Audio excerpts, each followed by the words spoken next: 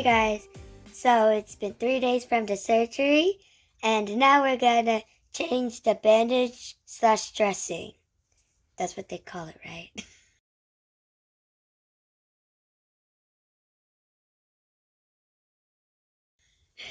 So I got impatient, and for the past 3 days, I kind of peeled it off on this side, and then I realized that at the bottom it hurts because my hairs are being pulled out. And it also bled a little right over here. It got hard. So I decided to pull it a little bit. And when we're going to be changing it, we're just going to rip it off. I felt kind of groggy after the surgery on the first day. And for my medicine, I have to take Tylenol and antibiotics. I take my antibiotics every 6 hours and my Tylenol every 4 hours. So I have to make sure I'm looking at the clock at all times. Very tedious. I'm really curious to see what this looks like, because they said it's gonna be like long like this. Let's change my bandages slash dressing.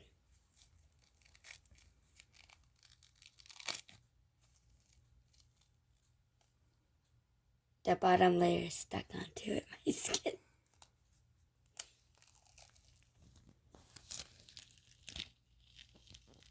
Oh, it didn't just bleed at one spot.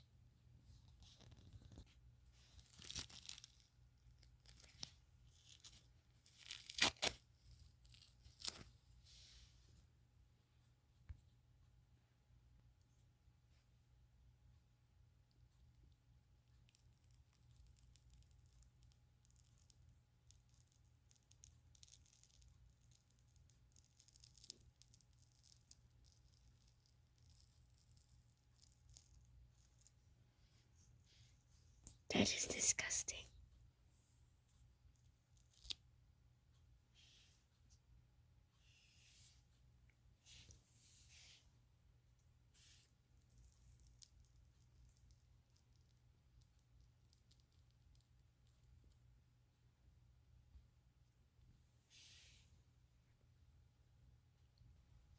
It looks like there's no stitches to be seen, and it's been bleeding actually a lot from here. Feels sore now that I peeled it off, and it looks like there's some blood on underneath the skin here. What do you think of how it looks? Well, if it heals correctly, then I think it's just going to be a long scar, not all this. I'm pretty much satisfied with this because it doesn't look too bad. I mean, like, if it heals, it's just going to be a line, nothing else. Hey guys, so it's Tuesday morning and we're going to my post-op, which is when we go and see the doctor after my surgery to see if my wound is healing correctly. And I think it's healing correctly. I honestly don't know. So we changed the dressing again because the bandage kind of irritated my skin. And it feels much more better. And I'm also noticing more bruising, which I hope will be fine. I really need to put more ice on it. Hey guys, we're going to my second post-op, and it's been about a month and a half since the surgery. And there's been a lot of things that happened since the past month. And the first thing is that I got a rash because it wasn't that bad. It was just because I got a little bit of a allergic reaction because of the tape we used. And once we realized that there was a rash, we decided not to use the tape, and we used a gauze wrap to keep it down and put the tape on the outside. So that way it's not touching my skin. And after that rash because of the tape, my stitch popped.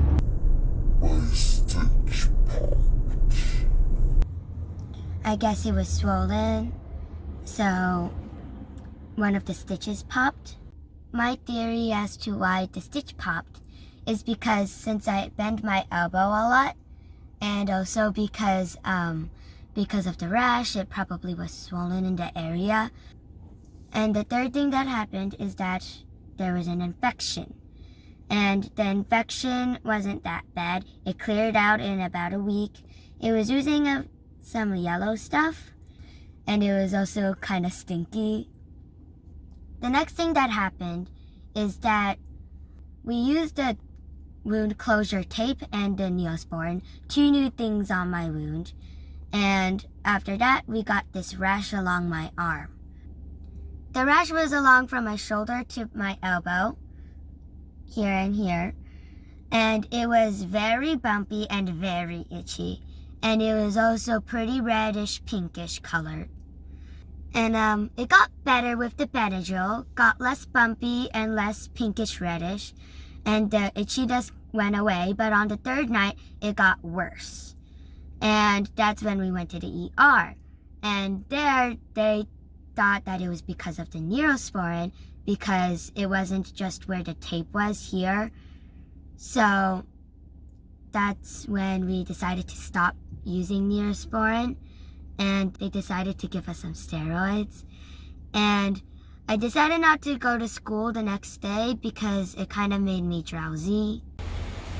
Hey guys, so I just came back from the post-op, and I was really hoping that they would stitch my wound back together, but they said they couldn't because they didn't want the risk of me getting an infection again. So they sent me to wound clinic to make me feel better. And also, they said that if I wanted to, I could come back when I get older and see if I can get my scar look smaller, since it's gonna be big in one area.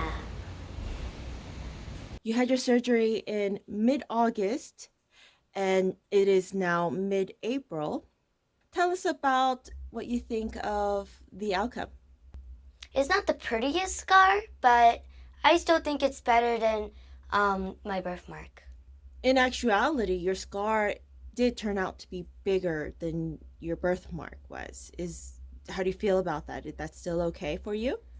The coloring is closer to my skin tone, so people won't really notice as much as my birthmark, which was in a totally darker skin tone. Do you regret getting this surgery done? Not really, because even though the birthmark ended up bigger and it's not the prettiest scar, I still count it as an improvement from my birthmark. I feel like parts of it are still kind of healing. It turns out that it turned into a keloid scar, didn't it? Yeah. Yeah, and that was the whole reason, well, part of the reason why we had the whole surgery to begin with was because you had a keloid scar, and now you have even a bigger keloid scar. But what sucks is that during the surgery, the surgeon, she injected a steroid shot to prevent a keloid, but then when your wound got inflamed and you had, complications, and eventually it turned into a keloid scar again. Keloid scars aren't really that big of a deal to me, but it could be painful sometimes. Yeah, I heard. But that's mostly just because the scar gets kind of dry, which is why sometimes I have to put lotion on it. Does that help? Yes. So keeping it moisturized does help with pain or discomfort? Mm-hmm. Okay. Well, what would you recommend to other people out there who might be in the same position as you? While it's healing, you should ice it more because what made my scar pop its stitches is because I kind of forgot to ice it long enough. So it kind of started swelling, which is why it opened up and started getting infected. Thank you for coming along this journey with me during the surgery and recovery. I hope it was educational and interesting. If you like this video, don't forget to like and subscribe and hit that notification bell. Bye!